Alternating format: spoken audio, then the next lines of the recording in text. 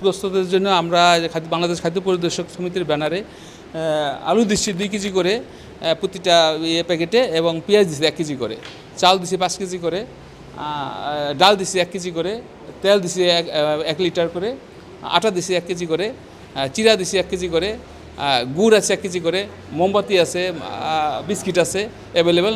ছোটো বাচ্চাদের জন্য ওষুধপত্র আছে, এবং ছোটো ছোটো বাচ্চাদের জন্য আমাদের পুরাতন কাপড়ও দেওয়া হচ্ছে। শুকনা খাবারটা ভিন্ন করব, আর এই যে চাল আর এই যে পেঁয়াজ ডাল এগুলোর আমরা ভিন্ন করব।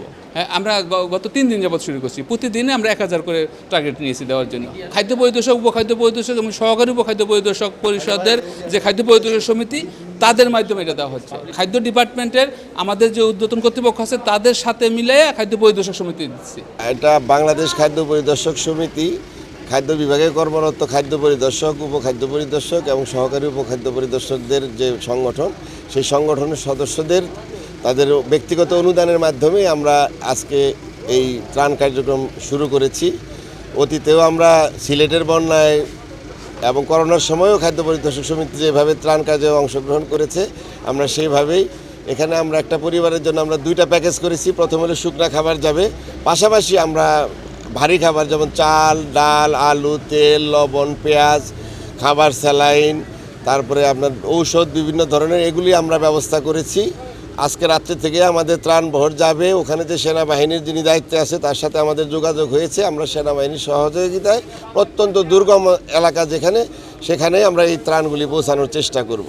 আমাদের টার্গেট হলো 5000 ফ্যামিলিকে আমরা 5 কেজি চাল, 2 কেজি আলু, 1 কেজি পেঁয়াজ, 1 কেজি তেল, 1 কেজি ডাল, 1 কেজি মুড়ি, 1 কেজি চিরা, 1 কেজি গুড়, 5টা পানি বিশুদ্ধকরণ ট্যাবলেট, 5টা ওটস স্যালাইন, সাথে আছে আপনার প্যারাসিটামল 1 পাতা, আছে আপনার অ্যামোডিস। বাচ্চাদের আপনারা জানেন অনেক বাচ্চা অসুস্থ, তাদের জন্য আমরা সিরাপের ব্যবস্থা করেছি।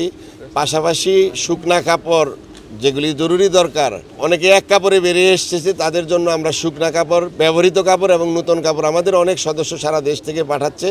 ইতিমধ্যে আমাদের 13টা জেলার থেকে ত্রাণ সামগ্রী কেন্দ্রীয়ভাবে ঢাকায় এসে পৌঁছেছে। আমাদের এই কার্যক্রম আগামী 7 দিন চলবে।